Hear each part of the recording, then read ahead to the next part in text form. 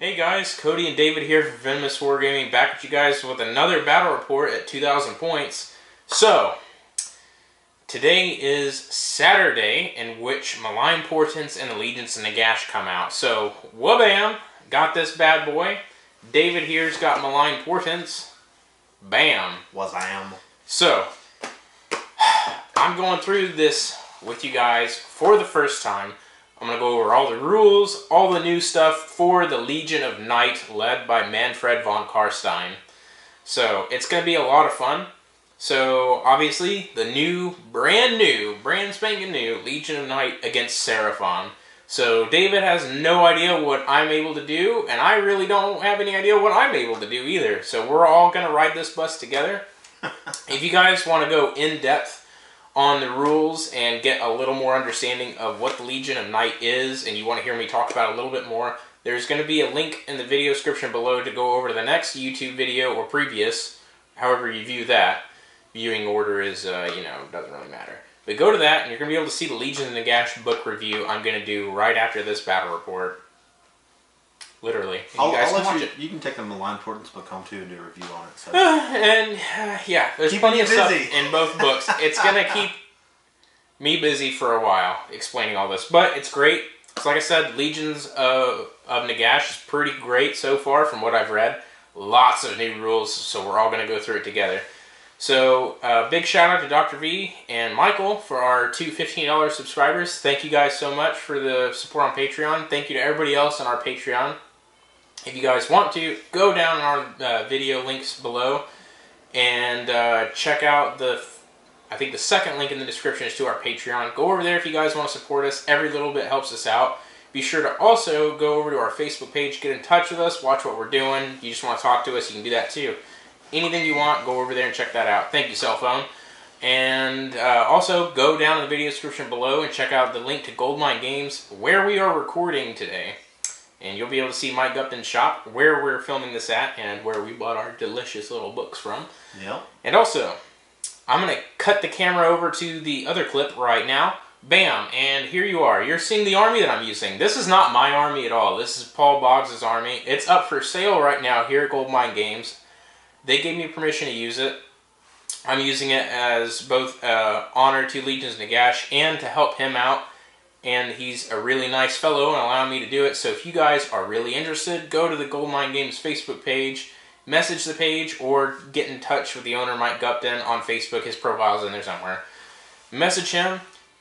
Ask him what's up about it. See if it's still available. If it is, bam, you got it right here. This army is amazing. It's amazing. So as you guys can see from that little clip I just showed on my camera, in the army showcase, he's got Manfred. He's got a couple of Necromancers, including Heinrich Himmler in there. Papa Nagash. He's got Papa Nagash, which has already been sold. Oh, really? I'm sorry. Minus Papa Nagash. Minus Papa Nagash. He's got a Morgul in there, which that is awesome. He's got Vlad von Carstein in there. I've got him in this list. Got a Mortis engine in there, Hex Race, Skeletons out the wazoo, Vargeist, Terrorgeist, Vampire Lord on Zombie Dragon, all sorts of good stuff, including a Corpse Cart and like...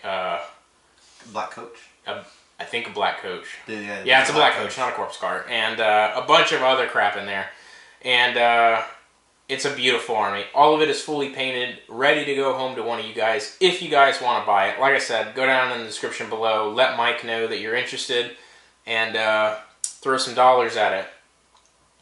It would also be nice if you guys bought it for me as like an early birthday present. That ain't happening. That ain't happening. Man can hope, though. So, yeah, we're going to roll straight into this. We're staying up really late doing this for you guys. You guys will see this video within 12 hours of us filming it. So, hope you guys are ready for this. We're going to ride this bus together. So, we're going to go straight into it now. We're going to quit harping on you guys. We'll roll straight into the battle report. So, you guys, here are 2,000 points of Legion of Knight Allegiance from the new Legions of Nagash book. So I'm going to go ahead and go over this with you guys. My general is going to be Mannfred von Carstein. So, real quick, his command trait from the new book is going to be Unholy Impetus. So if this general slays any models in the combat phase, pick a friendly Legion of Knight unit within 3 inches of the general. You get to add 1 to the attack characteristics of that unit's melee weapons until the end of the phase. So pretty good for him. He does not have any artifacts. I went ahead and threw that over to my Vampire Lord. I'll go over that in just a moment. So real quick, with Legion of the Night, you got battle traits, you got the Unquiet Dead, which is a whole graveyard thing, which I will explain when that becomes relevant. So what graveyards are, there are 2 in my territory, 1 marked right here, and 1 marked right here, and then 2 at any other point in the battlefield. So I have 1 over here in those trees, and I have 1 over here, over next to the, yeah, that big duder on the Seraphon side of the board. Stegadon is what he's called. So that's the Unquiet Dead for the grave sites. So it's got a couple rules that really benefit me but don't do anything to David. So it's really not too important where you really place them in terms of your opponent. It's really important for you to place them to help yourself. So unless you want to like summon stuff through it, then by all means go for it. But so rules and abilities for Legion of Night are Deathless Minions. Basically, you get a 6-up to ignore wounds of any kind, but you have to be within 6 inches of a Death Hero. So, bam. The Bait is another ability with Legion of Night. So, add 1 to save rolls for friendly Legion of Night Death Rattle units that are wholly within your territory. So, Skeletons, Skeletons, Skeletons, and Graveguard. Cool. Other ability is Ageless Cunning. So instead of setting up a Legion of Night unit on the battlefield, you can place it to one side and say that it's set up in ambush. The Vargeist, the Vampire Lord, and the other unit of Vargeist are all on the board right now. They are set up in ambush, so after this clip, I'm going to pull them. I'm just leaving them here to explain that to you. So like I said, these guys, this guy, and these guys are all set up in ambush right now, so they're technically not on the board. So basically what that means is at the end of any of my movement phases, I can set those up, those units that are up in ambush, I can set them up within 6 inches of any battlefield edge and more than 9 inches away from any enemy models. So that's pretty neat. The command ability for the general in my army is, can also be taken as Endless Legions. If your general uses this ability, choose a grave site within 9 inches of them. You may pick a friendly summonable unit that has been destroyed and set it up again wholly within 9 inches of that grave site and more than 9 inches from enemy models. Pretty cool. I know that was a big mouthful, everybody, so I apologize for that. So that's it for Legion of Night rules. For my Vampire Lord, I went ahead and gave him an artifact. And, alright guys, so the Vampire Lord has the Gem of Exsanguination. Exsanguination. Yeah. So basically, once per battle at the start of the combat phase, you can pick an enemy unit within 6 inches of the bear and roll the dice. On a 1, nothing happens. On a 2 through 5, the unit suffers D3 mortal wounds. On a 6 or more, the unit suffers D6 mortal wounds. So pretty cool. That is the only artifact I've got. So the Vampire Lord, there's nothing else special about him. So, but for his powers, he knows Arcane Bolt, Mystic Shield, and then from Lore of Vampires, which is a new thing, all wizards now know an additional spell from either Lore of Death Mages or Lore of Vampires. He himself knows the spell Amaranthine Orb from Lore of Vampires, casting value of 7. If successfully cast, pick a point on the battlefield within 12 inches of the caster and draw an imaginary straight line 1 millimeter wide between the point and the closest part of the caster. Roll a dice for each unit, friend or foe, apart from the caster, that has any models beneath this line. On a 4+, the unit suffers D6 mortal wounds. So that is a really, really cool spell. Another new rule coming in Lores of the Dead is the Locus of Shyish. So basically what that is if you make an unmodified casting roll of a 9 plus for a Death Wizard that is attempting to cast a spell from either Lore of Death Mages or the Lore of Vampires, and it is not unbound, then after resolving the effects of that spell, you may immediately resolve them for a second time. So basically, I could cast Mystic Shield on them, I roll a 9 or more, it doesn't get denied, I can cast it again on another unit. Pretty sweet. So that is it for the Vampire Lore in terms of magic. Manfred actually has to take one too. I'm going to go ahead and just say, I'm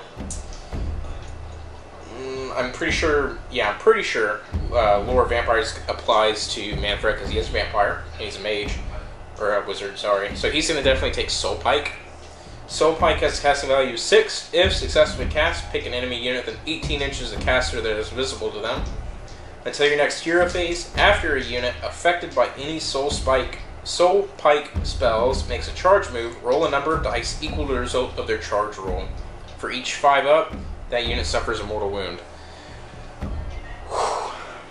Wow, so if you roll boxcars, I roll 12 dice against you on 5 up, you take a mortal wound when you go to charge. Oh boy. That's pretty cool. Okay, so that's it for Lore of Vampires. Going over the rest of the list now. So for leaders, I obviously got Manfred, got a Vampire Lord, I've got a Necromancer. His other Death Mage spell is going to be Fading Vigor. Oop, there went my cell phone. So Fading Vigor has a casting value of 6. If successfully cast, pick an enemy unit within 18 inches of the caster that is visible to them. Until the start of your next hero phase, subtract 1 from the attacks characteristic of the unit's melee weapons to a minimum of 1, and roll only a single dice when making charge rolls for them.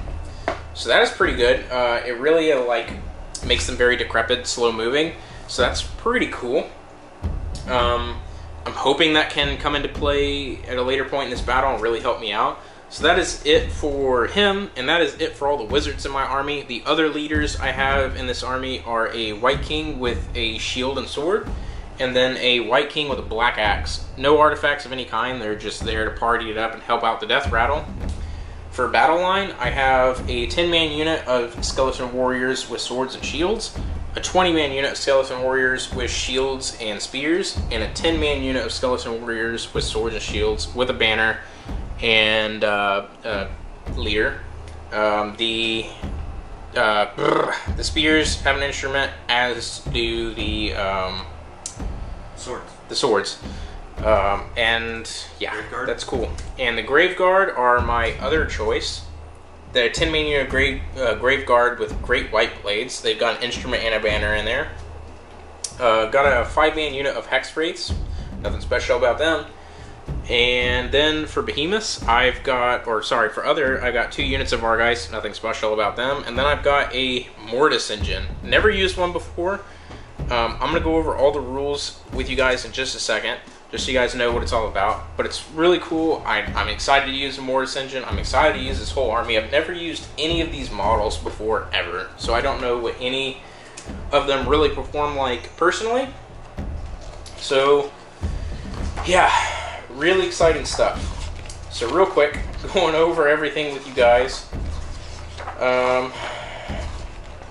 Real quick, just off the top of my head, just with Manfred, to go over what his magic does, just in case it changed, because I never looked at him before this book. So he's got the Wind of Death spell, so casting value is 7. If successfully cast, pick an enemy model within 18 inches of the caster that is visible to them.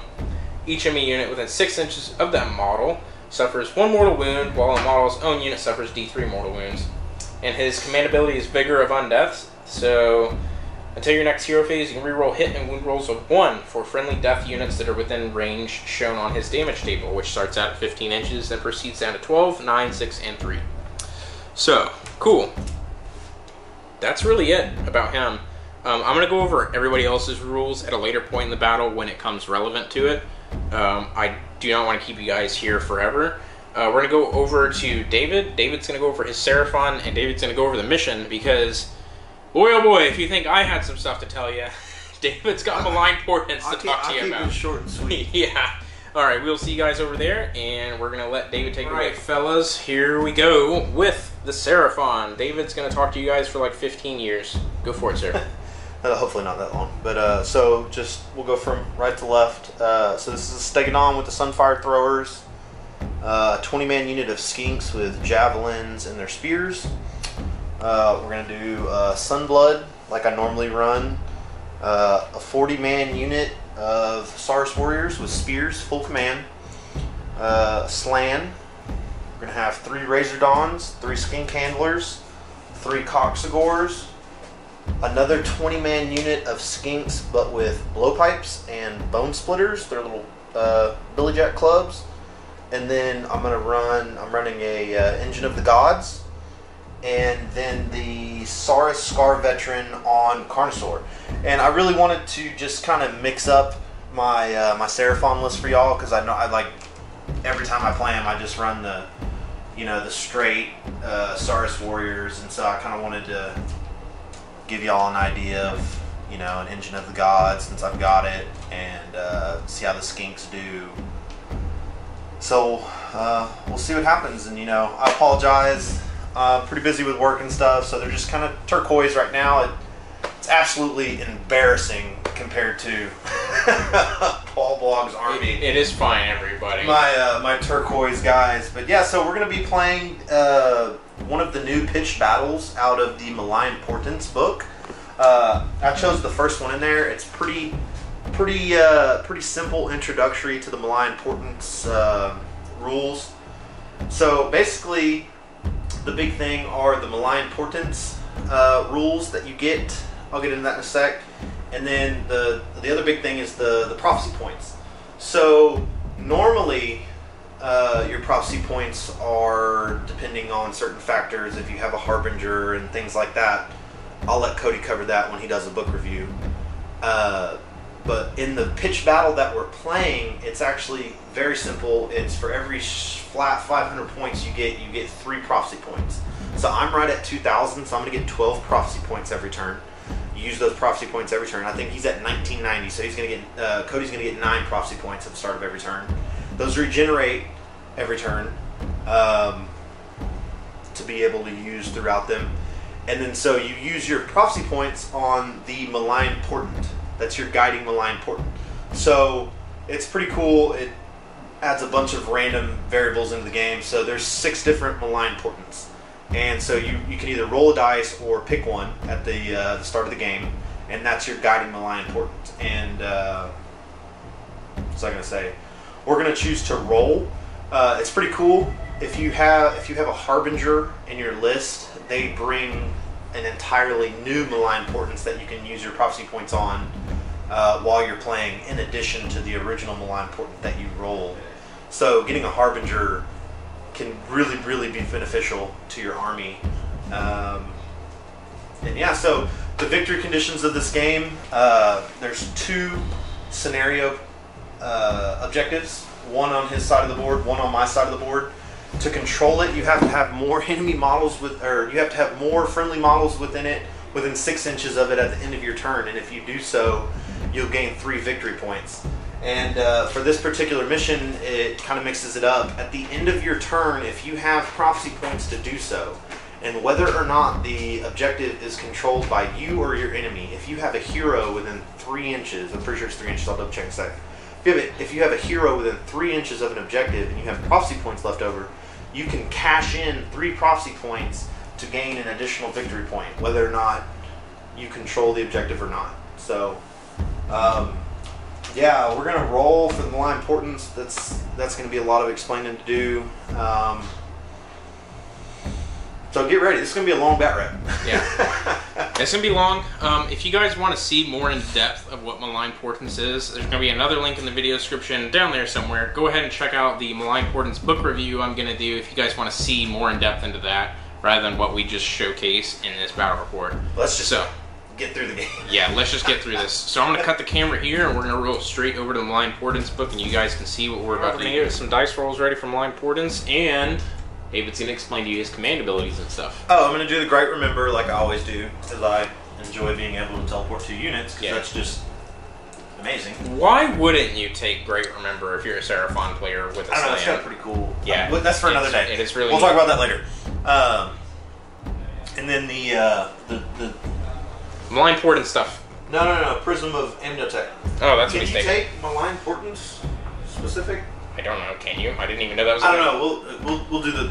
You'll figure that out later. Anyways, it's the Ring of Amnotech. So at the beginning of my movement phase, I roll a dice on a 3+. I can pick an enemy unit within 12 inches and do D3 mortal wounds. Cool. On a 3+. So we're gonna roll for our Malign Portent. You need a dice. You got one. So my guiding Malign Portent is a 6. Dun dun dun. The Red Mist. Ooh. You roll dice. What's your Malign Portent? Your guiding Malign Portent is the Bloodied Skull. So we picked up the set and we got the cards and the dice, and it's pretty cool. It has all the different Malign Portents, prophecy points, and it has the 4 Harbinger ones as well. So I'm gonna get, look at that, boom, right there, Bloodied Skull. Those are yours. Haha, yeah. I've got the Red Mist. What's that Skaven? Is that a Skaven? What are you doing? What are you eating corn for? No, actually, I'm stupid. That's just like a really small undead rat. That's not a Skaven. Forgive me. But, and that's what the Red Mist looks like. Cool. Alright, ready? Yeah, so I'm going to go first, and let's get right into it. Alright, so I'm going to go ahead and go cheese over these cards. We're going to roll straight into battle round 1 for Seraphon, because David finished deploying first. He's going to go first. I'm just going to stand over there and do skeleton and vampire things. And ghostly things. And, yeah. So we'll see you guys in battle round 1 for Seraphon.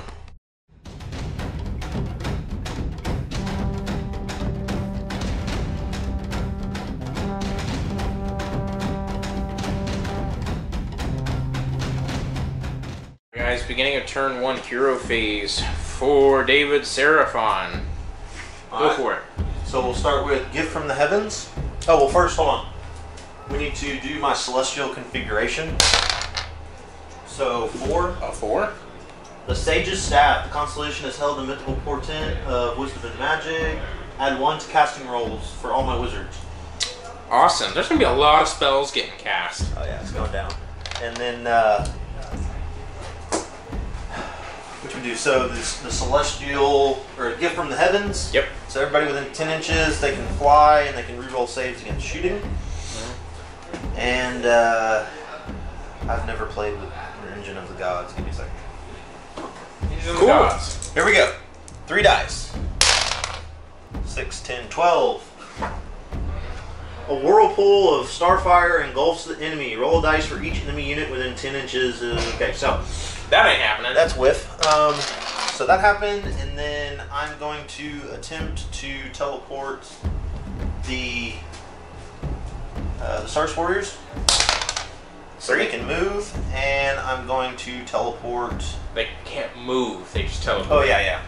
A 6 is when they can move. Just to clarify. And this dude.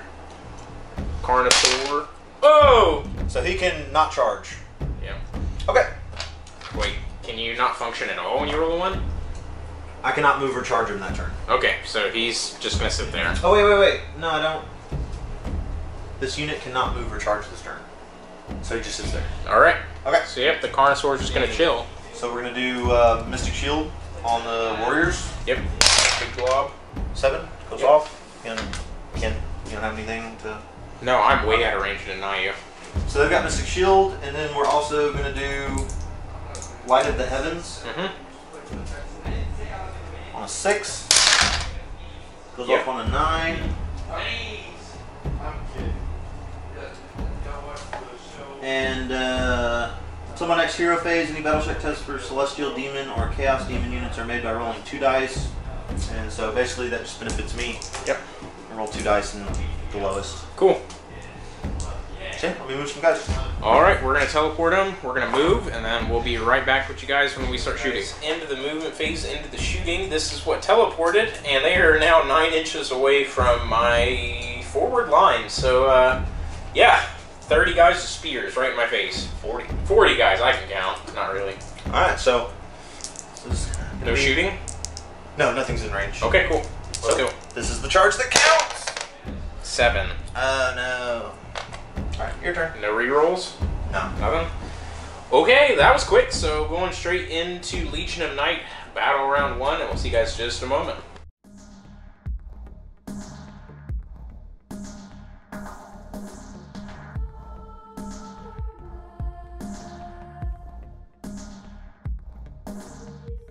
So beginning of hero phase on Battle Round 1 for Legion of Night. I'm going to go ahead and immediately start off with Creeping Death, which is 4 prophecy points from the Malign Portents book. So basically what this is interpret the sign of your hero phase, pick an enemy unit wholly within 18 inches of the interpreter, which is going to be Manfred. And, yeah, roll a dice for each model in that unit. That unit suffers 1 mortal wound for every roll of a 6 up.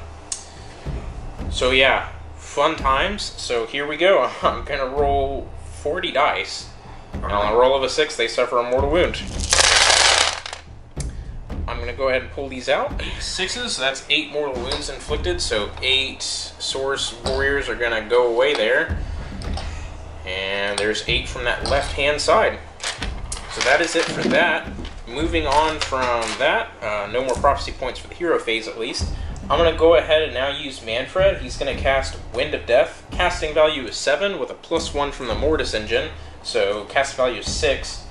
So Wind of Death, pick an enemy unit with, or an enemy model within 18 inches. Enemy units within 6 inches of that model suffer a mortal wound, and the unit that is originally picked suffers D3 mortal wounds. His casting value is 6. Goes off on an 8. Well, a 9, but yeah. Oh, nope. Goes off. Okay, so I'm gonna go ahead.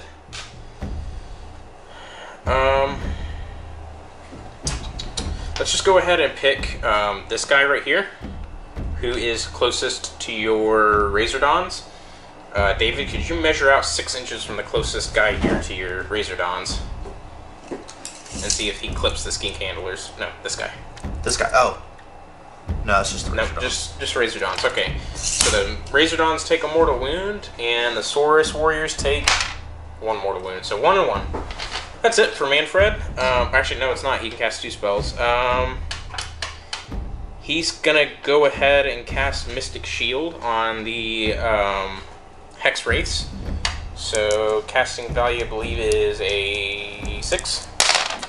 Goes off on a 10. Goes off. Okay, so they have Mystic Shield on them.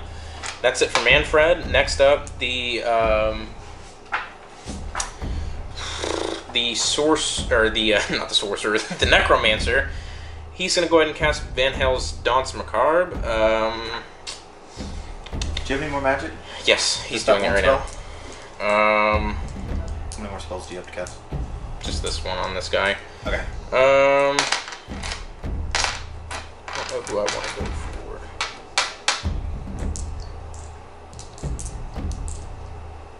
Go ahead and do it on the unit of Hex Wraiths. Here we go. What do you need? Goes off on an 8. Got it. Okay, so they have Mystic Shield and Van Hel's Danse Macabre. So that is it for magic. And I want to say that's it for my hero phase. I'm going to double check the book before I go into movement. If I come back in movement, then obviously I didn't find anything. So I will be right back. Like a buffoon, I forgot. Command ability. So Vigor of Undeath is going to be commanded from Manfred. So if Manfred uses this ability, then until your next hero phase, you can reroll hit and wound rolls of 1 for friendly death units that are within range shown on the damage table. So yeah, everybody within 15 inches is going to be rerolling hits and wounds of 1. And then his rule Mortarch of Night kicks off. So since he successfully cast a spell in the hero phase, he now adds 1 to hit and wound rolls for Geist 4, which is his sword. So he's going to be hitting and wounding on 2s with it. That's pretty nice. So we're going to go straight into movement. I don't have anything else I need to do for hero phase, at least to my knowledge. And I might have my reinforcements come on from the board edge from ambush, so we'll be right there into the movement phase in just a second. Alright guys, into the movement phase on Battle Round 1 for Legion of Night. This is what the board's starting to look like. over here in the far left corner, I had my ambushers come in from ambush. So they're over there with the Vampire Lord and 2 units of our guys. So they're over there hanging out in the back. Going into shooting phase, I don't have any shooting that I wish to do, and I really do not have much shooting anyways. I think I've got one ability that I can shoot with, and that's the Wail of the Damned, which I do not want to use yet. It's 1 use only. So, going straight into charging, I'm going to go ahead and charge the Hex Wraiths. They're going to charge. Okay, definitely cocked. 11. I don't think that's far enough. I don't think that's far enough either. I'm going to measure it out and be right back. Ended up, but we got to see if the Razor Dawns are going to fire their needles into me for getting within 6 inches of them. Their instinctive defense. Yep. So here we go on a 4+. Yes. Ooh, yeah. They Okay. get to shoot. So I was looking, and I think in the rules I was seeing it somewhere, and it's like if the model has attacks, and it's like D6 attacks, I'll roll 1d6, and that's what. the whole unit The gets. whole unit does. You don't roll So a we've been doing d6 that for wrong. each one. Yeah, I think they FAQ'd it actually. It's not in the rules. So 2d6. Yep, and that's how many shots they get each. So they're each going to get 7. Okay, so 21 shots. We're going to let David get that. 21 shots. Coming finally. Oh, you want to do it over there? For Yeah, you? yeah. Okay, Yeah. we'll do it over here. So hitting on 3s, re-rolling 1s because of the skink handlers. Should So have killed him first. 3 re-rolls and Hit on 3s? yep. So those all hit. Re-rolling the 3s. All of them Nice. hit. They like to shoot. Yep. These are wounding on 4s. Not bad. Yeah. Quite a few in there. So looks like 7. Yep, at -1 because y'all are within 6 inches. Okay. Hex Race, ignore that because ethereal. Okay. And they have a 3-up save because of Mystic Shield. So 7 3-up armors. Ah, man, failing 3. I do believe that is 1 dead and 1 wounded. I'm gonna go check real quick. I'm an idiot. I cast Mystic Shield on an ethereal unit, which means positive and negative modifiers don't affect them. Wow, I'm dumb. Okay, so 2 Hex Wraiths die, and that's it. I'm an idiot, I'm sorry. 2 from the right-hand flank are dead. So next up, we're gonna go ahead and charge Big Daddy here on Sugar Wrap. He's gonna go somewhere. Ha! 5. Going into the lizard.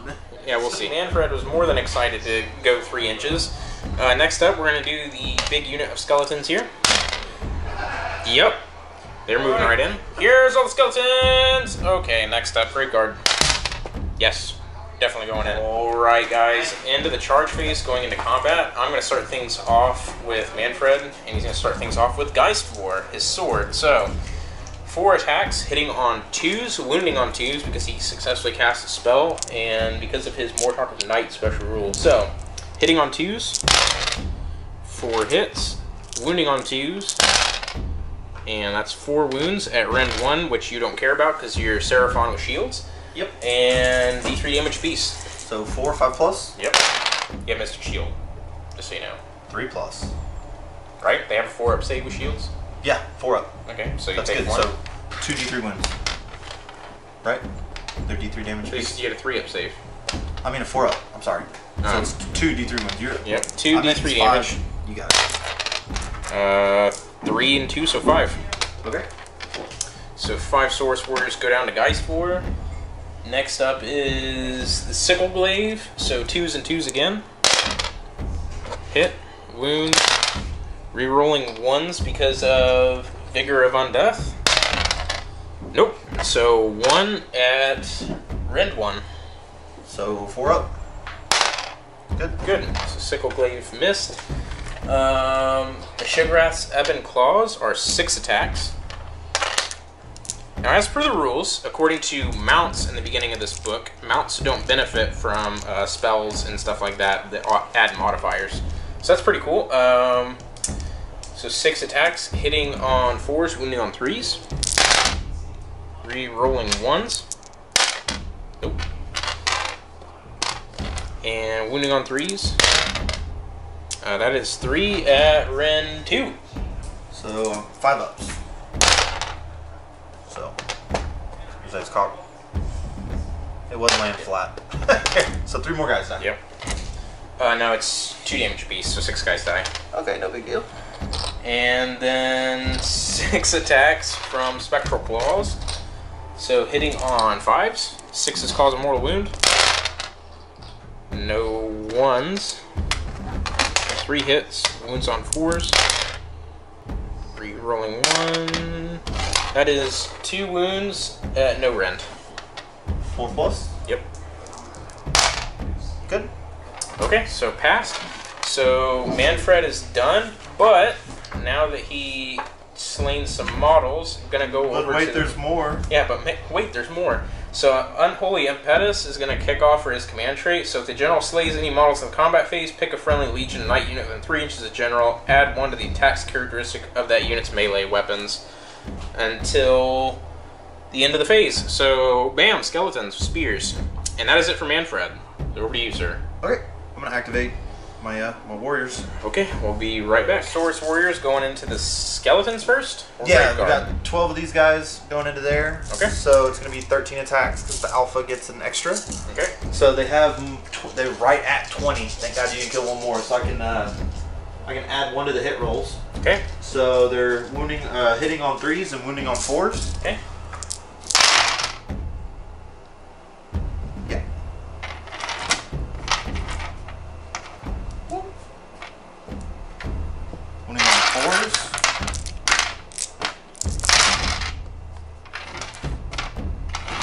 Fat 3. Alright. 3 5-up saves because of crit shields. Made none. 3 6-up deathless minions. Nope. So that is 3 skeletons going down. Let's just pick them from right here. 3 skeletons die. Bites. Or no, never mind. You gotta do them into the Great Guard. Well, no, I forgot about the bites. So 12 bite, let's just, you want to do the... Yeah, you might as well just do the 12 bites immediately. That'd be easier. You just pick up the same dice, because they only have 1 attack. -1. Oh no, you killed 3 skeletons. So I still get the +1, I guess, for the bites, too. So 4s and 4s. Yep. Watch the bites do better than spears. I don't know, it'd be slim pickings at this point. The exact same. Okay. So 3 5-up saves, 2 saves, 6-up deathless minions, not saved, so 1 more skeleton goes down. That's 4 skeletons dead, and the rest into the Great Guard. Yeah. So 3s and 4s. Miss 3. Wound 3 times. They have a save of a 4-up, if I remember correctly. Saved all. Okay. So now the bite. Let me actually check. No, they have a 5-up save, so 1 needs the deathless minions. No, okay, so 1 Grave Guard goes down. He dies, and that's it. So the bites. So 4s and 4s.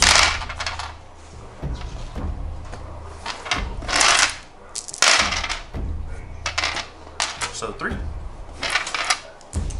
So 3 5-up armor. Made 2. 6-up deathless minions. Nope. So 1 more dies.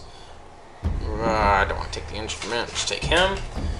So that's 2 Grave Guard dead. Anything else? That's it. Your turn. Okay. So I'm gonna go ahead and activate the Hex Race real quick. It's going into Razordons, hitting on 4s with their scythes. Rerolling 1s. Hey! Alright, wounding on 3s. Yeah, I missed all of them. So 2 wounds, rend 1. Razordons? Yep. Okay, 4 plus, -1. So 5-up. Yep, there we go. 5-up save on the Razordons. So made 1. Okay, goes down to 1. Alright, and then the Spectral Steed's hooves and teeth. I don't know why the horse would bite you, but okay. 2 attacks apiece, hitting on 4s. Re-rolling 1s. Ouch. And wounding on 5s. 1 wound, no rend. 4 plus. Good. 1 more goes through. And that's over to you. I'm just gonna push in the Razordons. Yeah. Wow, Hex Wraiths, you really disappointed me that first go around. Hopefully your second pile-in is better because of Van Hale's Danse Macabre. Please don't kill them. You did enough damage when you're shooting into them. David doesn't know what he's doing. I don't know. Okay, ready? Yep. 3 attack speeds, hitting on 4s, 1 on 3s. Yep. Oh no. Just roll over this here, over. over here. Oh god. That's good. 2 hits. 2. No rend. 2. 4 up armor. Deathless minions. No, definitely not within 6. Hi, Mr. Tim. Look, guys, it's Tim. I'm not dead. Yeah, you haven't seen him in like 6 months. I'll be back. So 1 wound goes through. So 1 guy's gonna go down to 1, and that's it for them. I'm gonna go ahead and just activate them again. So everybody's swinging back with hitting on 4s, rerolling 1s because of Vigor of Undeath. Yeah, hitting on 4s. 4 hits this time. That's better than 2, and winning on 3s. And that is 3 at rend 1. 5s? Yep. So 3 3 wounds. wounds. So 1 guy dies, 1 guy takes 2 wounds. Down to 1. With and 3. How many did you just do? 3. 3? Yep. So yeah, 1 guy's down to 1. Or no. Yeah. And 6 attacks with the hooves and teeth on 4s. Rerolling 1s. Alright. Now here comes the hard part. Winning on 5s. 4 wounds. Wow. No rend though. 4 plus? Oof, 1 goes through. That's all I needed, I guess. So 1 more Razor Dawn goes down. And that's it. I have no more combat. Or no, I do. Got 2 more units of combat. Totally forgot. Yeah, let's go ahead and do the Grave Guards. Here we go with Grave Guard. 8 of them piling in and swinging with their great white blades against the Seraphon here. So they hit on 3s, rerolling 1s because of Vigor of Undeath.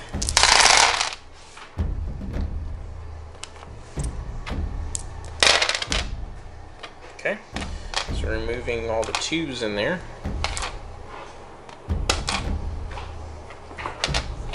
Alright, and these all wound on 3s, rerolling 1s.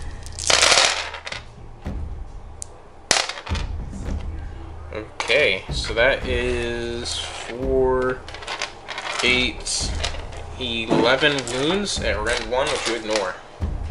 11. Oh crap! 6s deal double damage though. How many 6s you got? 5. And these 5 are at 2 damage. Okay, so these 5 for the save? Yep. 4? Ooh. So 2 go through? Yep, so it's 4 damage. Alright, keep track of that right there. And then how many other ones? 6. Okay. Regular? Yeah. Yep. 4 plus? It's 5 more. Yep. So 9. So 9 Source Warriors go down to the Great White Blades. And just so you guys know, Cursed Weapons is the name of the rule that allows the 6s to wound to be double damage. That's for the White Blades and the Great White Blades, so not bad.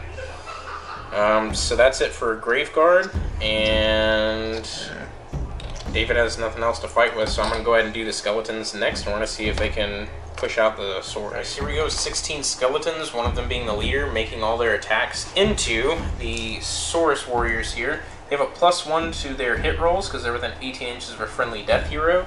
So they hit on 5s, rerolling 1s.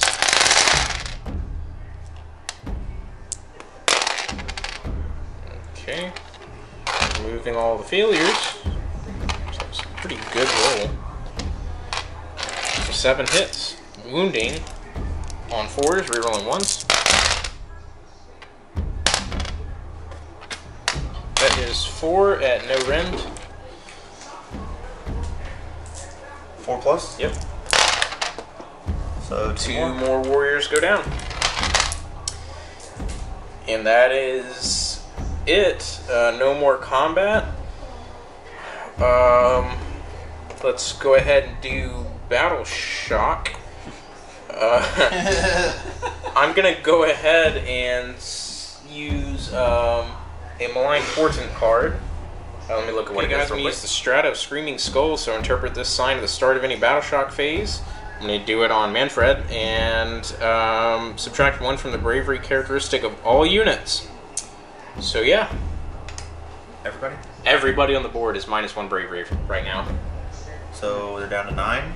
Yeah. So I get to roll because of the, I think it's command ability or spell. Yeah, you roll 2 dice and pick the lowest. So 3 minus 9 plus. Hold on, I'm pretty sure they're all gone too. What do I got left? 1, 2, 3, 4, 5, 6, 7, 8, 9. So that was 31 wounds. So I'm pretty sure they're all gone. Yeah. It's 31 plus 3 minus 9. Plus 3 minus 9. Anyways, yeah, so they're all gone. And then over here, he's at 9. Pick the 4. So he's good. 4 plus 2, 6. Yep. So we're good to go. Okay. And I'm good because I am bravery. Actually, no, the skeleton's got to roll. No, the skeletons are fine. Being bravery 10 and all. So that is it. Hex rates are fine. They only lost 2. Yeah, that was it in its entirety. That's the end of the turn. So we're gonna go ahead and roll off now to see who goes next. Hold on, you scored. Oh, we score objectives. You scored 3 and I got 7. Do I have to be within 6 inches of this? Yes. I don't know if I am. We'll see. Well, now you are. Oh, because you would have done that. Anyway, so you're good. So you got 3. New mission. So I got 3. David's got 3 because he's got the Slann. Yeah, that's the name. And then I used all my prophecy points at the end of the round. I used all but 4 of mine, so it doesn't matter. They go away and then they refresh, and during the next turn. So now we're gonna roll off, see who goes next. You go first. Oh God.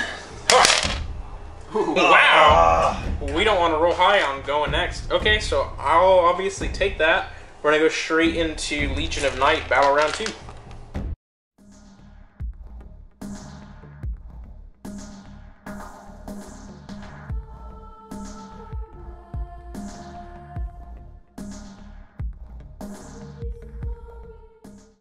Hero phase on Battle Round 2 for Legion of Night.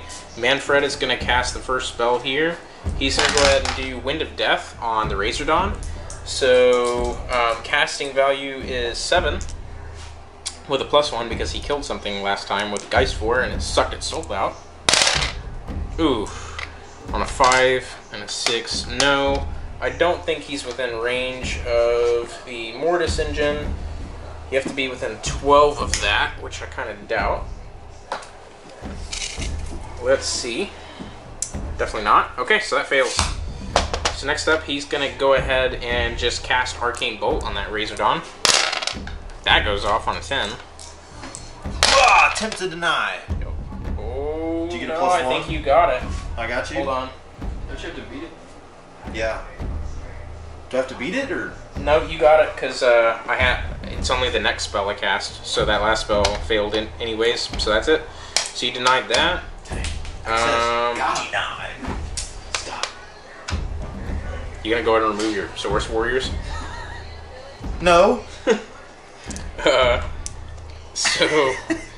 You mind your business, Cody. Mr. Necromancer there is gonna do Van Hell's Danse Macabre on the unit of Graveguard. No. Maybe. Graveguard. Yeah, on an 11. Ha, ha, ha! Double 6s! Okay. So You now they casting can pile in anything and attack twice in the air phase. Oh yeah, I'm gonna cast some more. One more throw at you. How many more spells can you cast? One more. So the Vampire Lord's gonna cast Amaranthine Orb at the Skinks. Casting value of 7. Ooh, goes off on a 7. Oh, I got it still. So I draw a line, I already pre-measured it, straight to the Skinks, and that's all I can reach. So they suffer D6 mortal wounds. 3. So 3 Skinks are evaporated. Okay. Eviscerated, whatever you want to call it. And that is it for spells. So we're going to go ahead and do Deathly Invocation. So Manfred's going to pick 4 friendly units within 18 inches. So, actually no, I'm going to go ahead and do the graveyard thing first. So there's one right underneath that Croxigor, the 9 inches of them. So I do believe, as it's red, I'm going to go back and reread it. I'll come right back, actually. I don't want to confuse anybody. Right, so Invigorating Aura is going to kick off from the graveyard underneath the Croxigor, and they are going to heal D3 wounds. So, yay, he's back up to full wounds. And then taking a step back also, I screwed up the Amaranthine Orb. It's only on a 4+, so they suffer D6 mortal wounds. I rolled a 3, so I just said that was the roll. So those 3 skinks are actually alive. So don't comment about it. I fixed it. And now we're going to do Deathly Invocation from Manfred. So he's going to pick 4 units within 18 inches. So he's just going to go ahead and pick Skeletons, Graveguard, and Hex Race. Roll a D3 for each. 4 units? Yeah. 3? Yeah. There's nobody else that took wounds. Oh. So rolling a D3 on the Hex Race. No, I don't think that's how that works. I think I need to roll a 2 or more. Let's check. So for Deathly Invocation, you picked, you may instead return a number equal to or less than the roll of a D3. Nope! So 1 is not cut it. So that's fine. We're going to do D3 on the Skeletons. So 2 Skeletons come back. And then D3 on the Graveguard. 3 come back. So 2 of those Graveguard are back. And that's it. We're going to do Deathly Invocation now on the Necromancer. And he's going to pick Skeletons and Hex Race. He can only pick 2 units. So Hex Race. 3. So that means 1 Hex Wraith comes back, and then D3 on the Skeletons. 3. So the Skeletons are back up to full strength, and the Hex Wraiths get 1 model back. Deathly Invocation is actually different for everybody, even in range. So Manfred here has 18-inch range. He only has 6. I thought it was 18 inches across the board. So that was my mistake. So the Hex Wraith can't come back there. That's fine. And they're outside of 9 inches of the other graveyards. They can't regenerate at all past the wound that was healed from Manfred. So, or not Manfred, the other graveyard. So we're going to go straight into the command ability on Manfred's going to kick off. So everybody, I do believe, within 18... Yeah, everybody within 15 inches, sorry, is going to re-roll wound rolls and hit rolls of 1 for friendly death units within 15. So yeah, I'll measure that out before I move, and that'll be everybody that gets it. Should be like the White King, Skeletons, Graveguard, Hex Wraiths, and that's about it. And the Necromancer, but I don't think he's going to be doing anything. So I do believe that is it for hero phase. We're going to go straight into movement. I'll be right back. The movement phase, this is what the board's looking like. So you got the units of Vargeist and the Vampire Lord over there coming up to getting some charge action going on. Manfred's doing the same. Skeletons are moving up in support of the Hex Race, forming a phalanx behind them. Graveguard are moving up to say hi to the Engine of the Gods. These guys are just doing their own thing. And going into shooting, we're actually going to have the Mortis Engine use Wail of the Damned.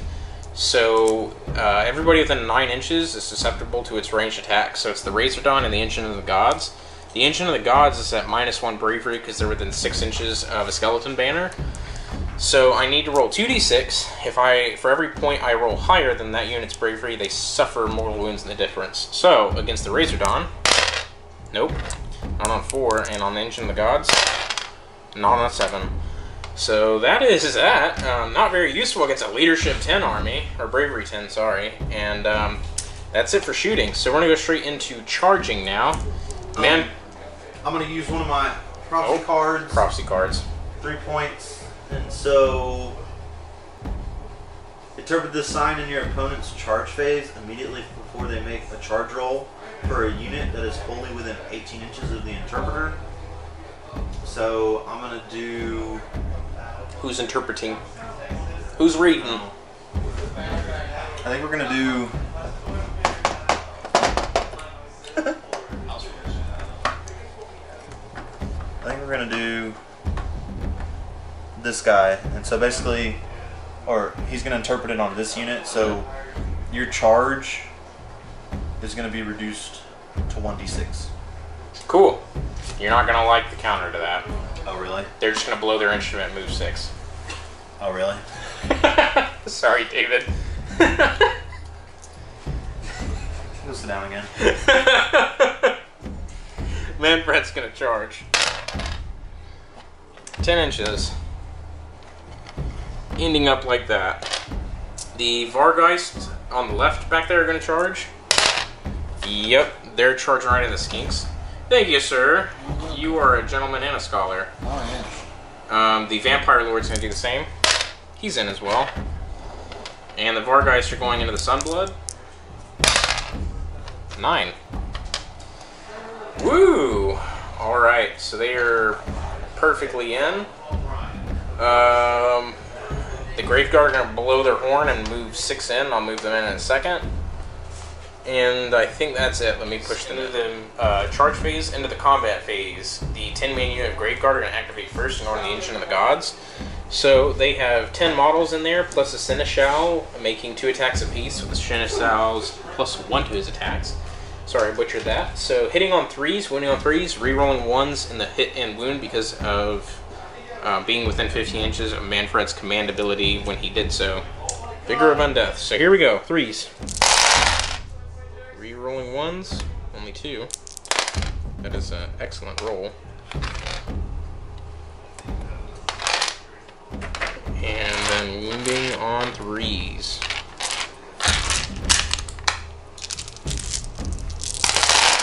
Re-rolling 1s.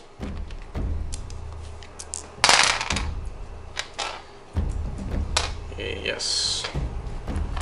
2, 4, 6, 8, 10, 12, 13 wounds, and the 6s are double damage, which there are 3. So you want to do 3 6s first at rend 1? So 5 plus? Yep. 4 damage goes through. And how many more? And then you have 6, 9, 10 regular wounds at rend 1.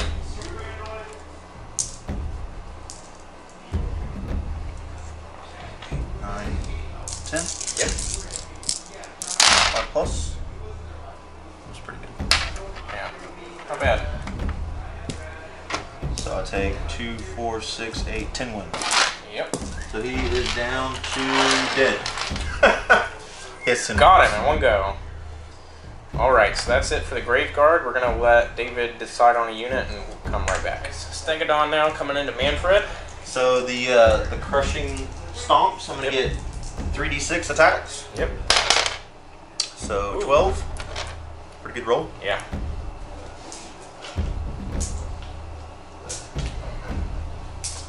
Alright, so hitting on 4s, winning on 3s for the stomps. Yep. Let's do it over here. Okay.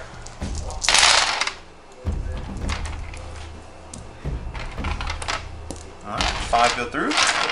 Winning on 3s. So 2, no rend. I believe he has a 4-up armor save. Failing 1, 6-up deathless. Or no, how much damage? 1. Okay, so 6-up deathless minions. Failed, and it's ignored because armor or Templehoff. So once per turn, he can ignore a wound. Cool. So there you go. So massive horns, 3 attacks. It doesn't give me an option either. That just happens. Oh, that's cool. So hitting on 3s, wounding on 3s. Okay. Rend -3. Ooh. Manfred, no save. 2 damage. That's it. Yeah. Come on, not on camera. Don't embarrass me on camera, 6-up deathless minions. Nope, I don't think he has anything better.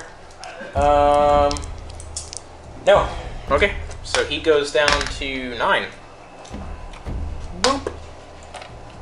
Boop. I need the charge with the Stegodon. Yeah. If you get the charge, the damage goes up to 2 on the crushing stomps. But you charge me because you get the double turn. So. Alright, so I'm going to go next. I'm going to go ahead and do Vargeist, and we'll be right back. Vargeist into the Sunblood here, so they hit on 3s, wound on 3s.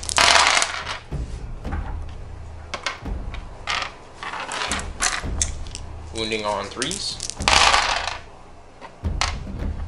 So that is 6 at rend 1. 6? Yep. You don't get to reroll one? No, not for them. No rend? Oh, I negate your rend. Okay. Yeah, because you have a shield. 4 plus. 2 damage apiece. Oh, 4 wounds? Yep. Is that it? Yes. So he's got 3 wounds left. Alright, and back over to you. Skinks. Razordon. Maybe the Skinks over here? I don't know, we'll let David know. So David, when I activated these Skinks, they have an ability called Weary Fighters, so they're able to like fall back out of combat. So they ran away, like Skinks normally would. So that means I'm going to get these Skinks and keep them from running away. So these 3 Vargeist are going to pile in and engage these Skinks. So here we go, 3s. Wow, excellent. 3s again. That is 7 wounds at rend 1. So they've got shields.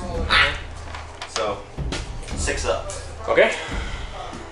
You want to just roll it like right in here? Yeah. Okay. So 7 times what? 2. 2. So 14 guys. Okay. So you're not gonna like this. 6, 7. So I'm gonna roll this twice. For every roll of a 6 up because of models dying, they get to make an additional attack. Okay. So 6s. Nope. Rolling that again because it's 14 die.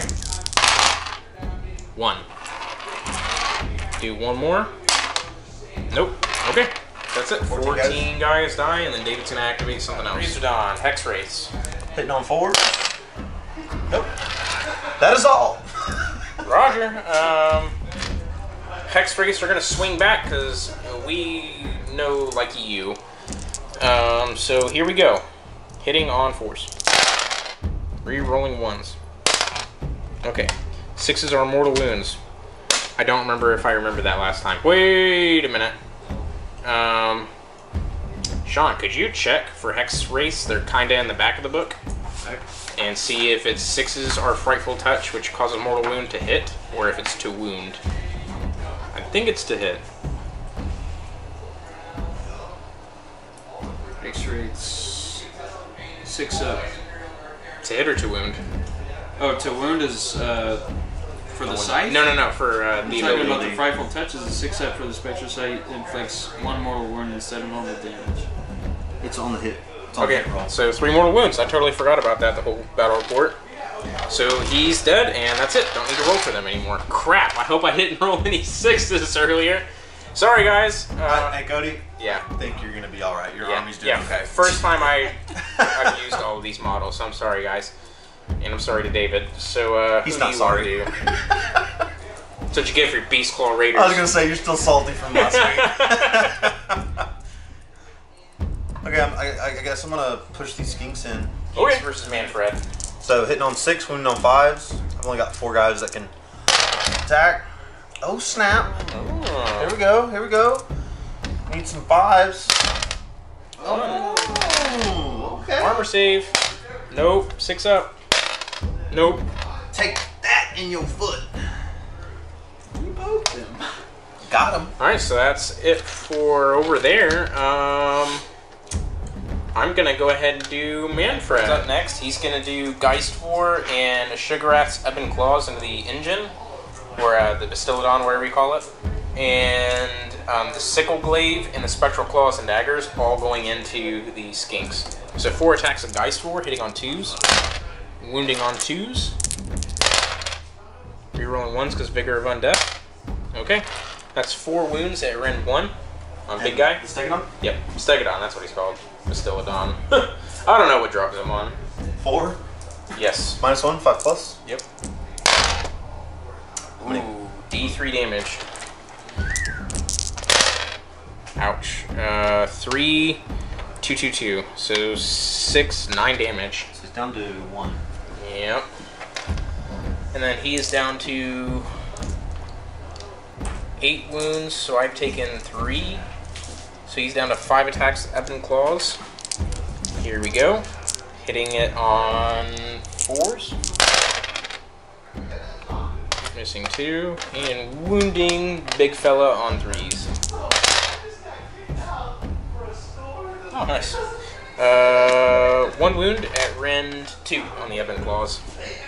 1 wound at Rend 2? Yep. 6 plus? Got him. Got him, coach. And that is it for that. Next, the Sickle Blade into the Skinks, hitting on 2s and wounding on 2s. 2 hits. Rerolling 1's Vigor of Undeath. 2 wounds at Rend 1. But you have shields, right? Yeah, yeah. So I actually get mine. I think it's a 6 plus save, yeah. It's a 6 plus save. So 2? Yep. 2 damage. 2 guys die? Yep. And then 6 attacks from his claws, or claws and daggers, hitting on 5s. 6 cause mortal wounds, didn't happen, and wounding on 4s. Rerolling 1. Nope, 1 wound, no rend. 6 plus? Unsaved, nope. So 1 more guy dies. And that's it for Manfred. And I think that's it for the combat phase. No, still got this guy. Oh yeah, Sunblood. Okay, we're gonna let David get his dice ready. Nice. Over there. So Feaster of Souls is gonna go off. So since he killed something in the combat phase, he gets to heal 2 wounds at the end of the combat phase. So he's going up to 10, and we're gonna go do the Sunblood. Sunblood going to the Vargeist. All right, so 5 attacks, hitting on 3s and 3s. Yep. Ferocious Rage, 6s cause an additional wound. 6s on the wound cause D3 damage. Yep. So here we go. Sorry, David. It's not my night. So D3, well, -1 rend. 6 up save. Nope. D3, 1. Are they within 6 inches? Questionable. Yeah. Nope. So 1 damage. We go fat 1 damage. I think he goes down to 3. I'll double check for Vargeist. Down to 3. Alright, so my Jaws and Shield. Yep. Hit on 4s, wounding on 3s. We'll hit. Coming on 3s. Oof. Not that. Okay, so is that it? Yeah, let me do Battle Shock for these skinks over here. Yep. So 2.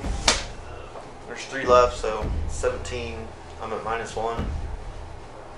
So 9, 10, 11. Yeah, they're gone. Yeah, they're gone. Okay, so the skinks are gone from Battle Shock, and that's the end of my turn. So I score 3 more victory points for having my objective over there, so that brings me up to 6 versus David's 3. So we're gonna go. I guess I'm victory points. How? For the first turn, I used all my prophecy points. Oh yeah, whatever. That's fine. So we're gonna go into, I don't know. David's the one looking at the rules. I'm not. I'm just kind of listening. So David's gonna go into battle round 2, and we'll be right back.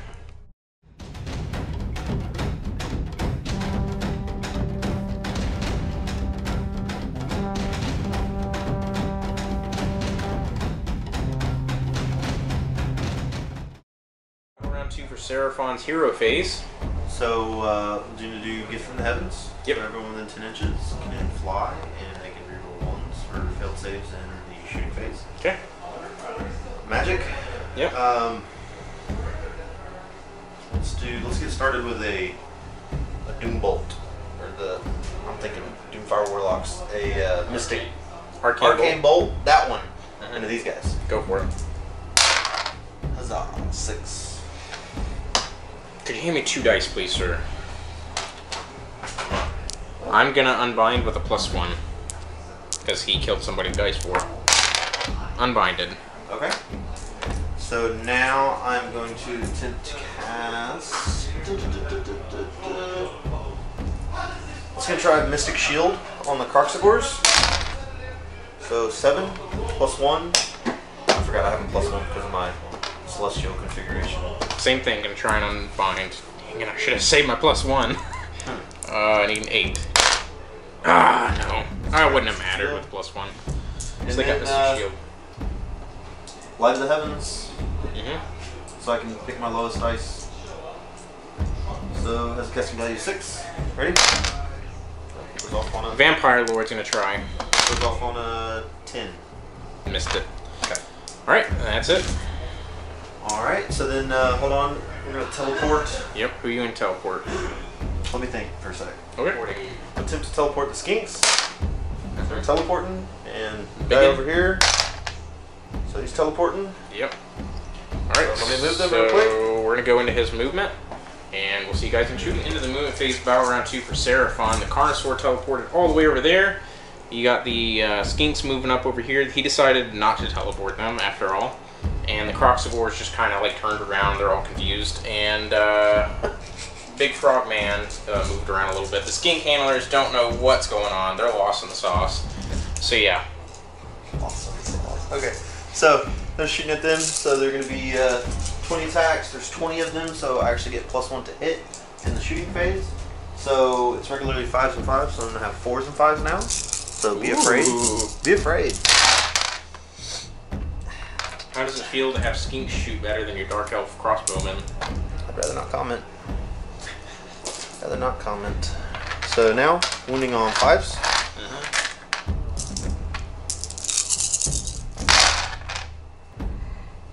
So 3. And hey, my dark shards killed the tear guys. Okay, it only took like 30 it only took like 90 shots. Yeah, 3 5-up armor saves. 3 6-up Eplos minions. Oh no! Oh no! Steve! Oh no! Take that, Steve. Skink handlers starting things off the charge. Get ready. Wow! Go skink handlers. There we go. They are brave. Dude. They need to be given a medal after this. You don't even know. Okay, now the Kark scores. Yep. Where are you going? I'm trying to do like. I ain't going for the Grave Guard. Boop.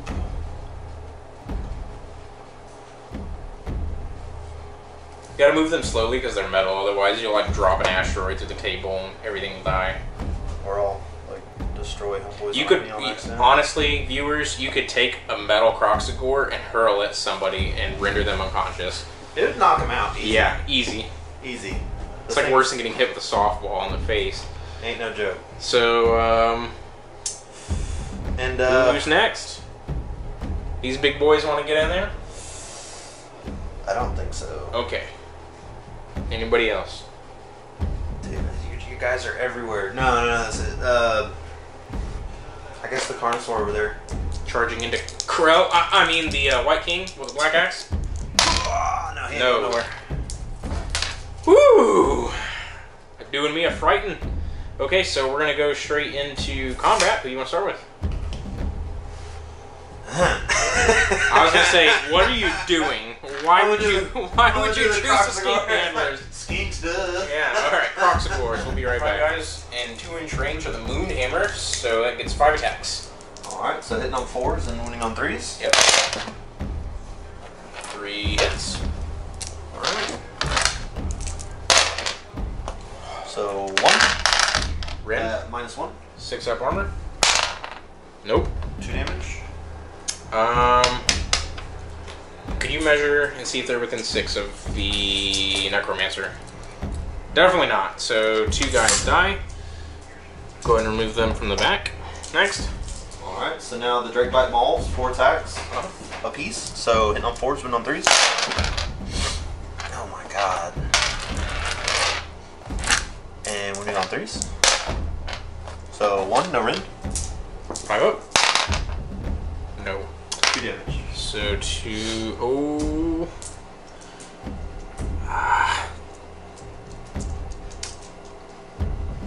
I'll take the instrument. So now the Jaws. Are they 1 health apiece? Hitting on 4s, winning on 3s. So 1.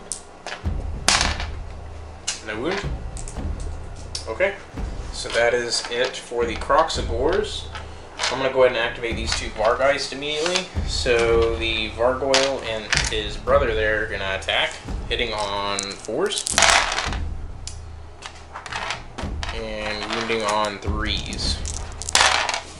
That is 4 wounds at Rend 1, which you ignore. Why was it 4-3?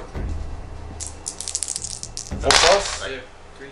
So 1 goes multiple damage? 2 damage, yeah. Dang it! I meant that was like 4-3 up rolls to wound. Yeah. So down to 1. Back over to you. Skink handlers. Oh no! You're ready. Gonna kill the knight. The raid thing. I can feel it. Wishful thinking. Hitting on 5s, doing on 5s. You ready? Oh. Keep the dream alive. Nope. Good try, boys. Back over to me. Yeah. Boy, oh boy. To get some revenge going in there. So the Hex Wraiths are going to turn right around and smack those skinks back. So hitting on 4s. Rerolling 1s because of Vigor of Undeath from Manfred. 6 hits. And wounding on 3s. Wow. 6 wounds at Rend 1. Oh, is that all? Yes. Oh, I got one. Bye-bye, Skink Handlers. Thanks for playing. That's it for the Skink Handlers, and guessing the Sunblood. Yep. Yeah. Same thing. 5 attacks. Of course, no 6s. You don't re-roll 1s or anything, right? I'm just trying to make sure. 3s and 3s. Okay. So that. But watch you roll 6s to wound. Watch. Watch. Yep. Call 1. So roll 1 at -1. 6 up armor. So 2. They're outside of 6 inches, I would say now. So how much damage? 2. 2. And then make another armor save. Might as well. Saved. And then he's got 2 bite thingies, so Yep. 4s and 3s. Nice. Not nice. Okay, so that's it. I'm gonna go do the Grave Guard real quick, and we'll be right back, guys. Grave Guard up next. 3s and 3s. Yep, rerolling 1s because they had Vigor of Undeath from Manfred last turn, so they still have it. Okay, missing 1. Wow. This is gonna be good. Excellent. Okay, 3s to wound, rerolling 1s. Rolling 3. 6s for wounds. Yep, 6s for wounds are double damage, so there's 2. And the rest of them are 7.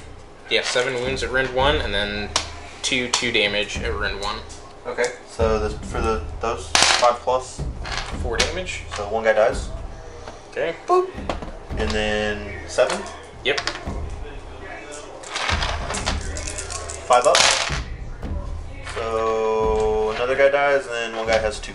Okay. And you get to attack again. Van Hell's Dance Macabre is still in effect, yes. Do you have anything else to fight with? No. I'm pretty much ravaged across the board. Okay, so 1, 2, 3. All these attacks again, I don't know what I'm counting. 3s and 3s. Vigor of Undeath. How many 6s? Not yet. Oh. 3s to wound.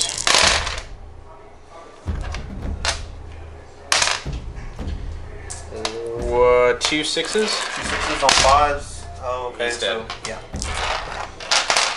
Alright, so that's it for the Croxagores. And Can you be affected by battle shock at all? no, it's on lost 4 in the bravery 10. So the Grave Guard are fine. I'm fine across the board for battle shock. End of my turn, I used 3 of my prophecy points in your turn to, do that. Yep. So I've got 9 left. So I'm going to cash all those in. So I'm going to get 6 more victory points. Cool. Alright, so you are, what, how many points? 7 plus 6, 13. So 13 to my 6. Okay, so roll off to see who goes next. Jesus. Again? Can't stand the tension. I got it. Alright, so we're going to go into battle round 3 for death, and I'll be right back. Right into the hero phase now at the beginning of battle round 3 for Legion of Night. I'm going to go ahead and select to heal D3 wounds on the Vargeist here from this graveyard. Yep. So he heals 2, goes back up to 4, and he's full. And then I'm going to select to resurrect 3, or a D3 Graveguard there from this graveyard. 2. So 2 of those guys will come back in a second. And that is going to be it for I can't do Deathly Invocation because that Necromancer is just outside 6. Casting? And we're going to straight casting, yeah. He is going to cast Amaranthine Orb in a straight line to clip them and them. Okay. So, casting value is 7, I do believe. Goes off on a 9. Denial? No. So, he, on a 4+, he suffers D6 mortal wounds.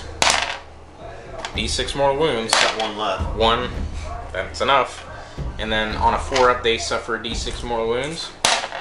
No. I cast a 9 or more, and due to the Siphon of Shyish, or no, the Locus of Shyish, I get to cast that spell again. Yeah, so Amaranthine Orb on them again. Yes, goes off on a 7. You can try to deny again if you want.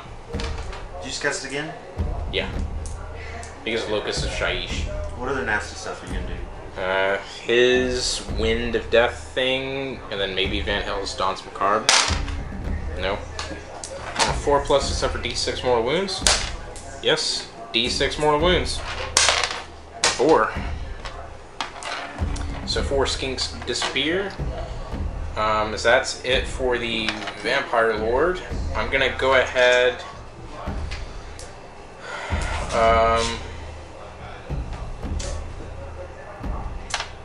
I'm going to do Van Hell's Dance Macabre from the Necromancer on the Graveguard. Casting value of 6. Goes off on a 6 because the +1 from the Mortis engine. Goes off. I'm just on fire tonight. Yeah. Okay, and now Manfred's going to cast his unique spell, forgot the name of it, on Toadman. And this unit's going to suffer D3 mortal wound, or 1 mortal wound, and he will suffer D3 on casting value of 6, I do believe. 11. Oh, it goes off. I used my 3 unbinds already. So D3 mortal wounds on Biggin. 3. And 1 mortal wound on the Skinks. I'm not sure how much my Slann has. It's 7. How many did you do? 3. So I got 4 left? Yep. And then 1 skink dies. Okay. And that is it for spells. Yes. We're going to go straight into movement now, and I'll be right back. The movement phase on battle round 3 for Legion of Night. This is what the board looks like. Yeah, I'm ready to get Toadman here. So, going straight into charge phase, I'm not going to shoot. I'm going to go straight on with Manfred. He's going to charge first. So, he goes 7. So he's going to go right in like that. Next up is going to be the 3-man unit of Vargeist. They're in. So they do like that. Next up is the Vampire Lord. He goes in. Next up is this Vargeist unit. They go in. And by the way, this Vargeist actually can't heal 2 wounds from Graveyard because he's not a summonable unit. Graveguard are going to charge in as well. 8. They make it. I'm going to move them into combat phase. Manfred's going to start it off going into the Slann. So 4 attacks of Geist. Everything's going into him. 4 attacks of Geist War, hitting on 2s, wounding on 2s.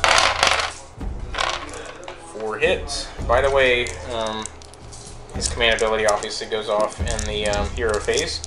So 2s to wounds, rerolling 1 because of Vigor of Undeath. 4 wounds, rend 1 d3 damage. That's 6+. They don't have shields, so. No. Big guy. Oh, big guy. We turn to the Slann page. So 4+ -1? Yep. How many? 4. 5+. D3 damage for 2 of them. Ha! 3. He's got 1 wound left. Alright, and then the Sickle Glaive on 2s and 2s. 2s.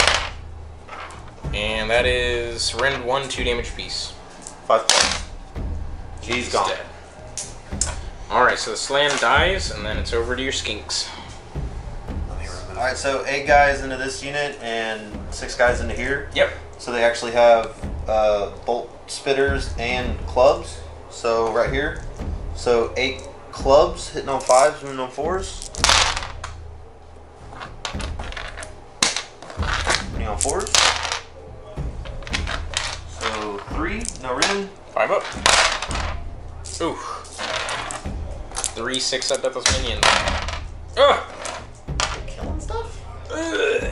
Yeah, it did. And then now the bolt splitters. 5s and 6s.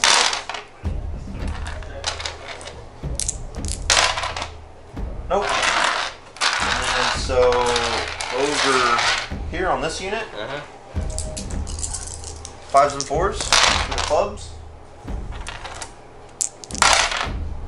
So 1. Nope. D6 or 6. Oh, negated. So the bolt splitters, 5s and 6s. Nothing. Oh, nothing. There. That it? Yeah. Alright, 3 Vargeist are going to go in from the full unit. So 4 attacks from the Vargoyle, and then 6 attacks from the other guys. Here we go. Hitting on 3.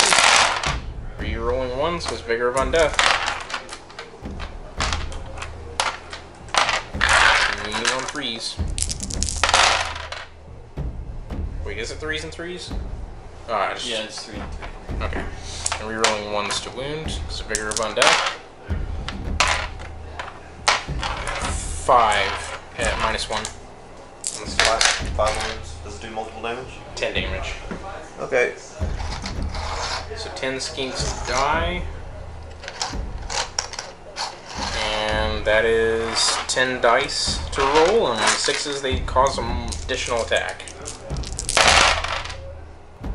2 on 3s. 3s. 2 more wounds at rend 1. So 4 more die. 4 more guys. I got 1 dude left. Okay. And I'll go again. I'll leave him on your vampire dude so he can attack. Yeah, we're gonna let the Vampire Lord actually get some.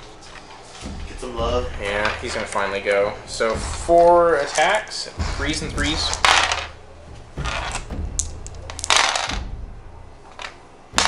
3 rend 1.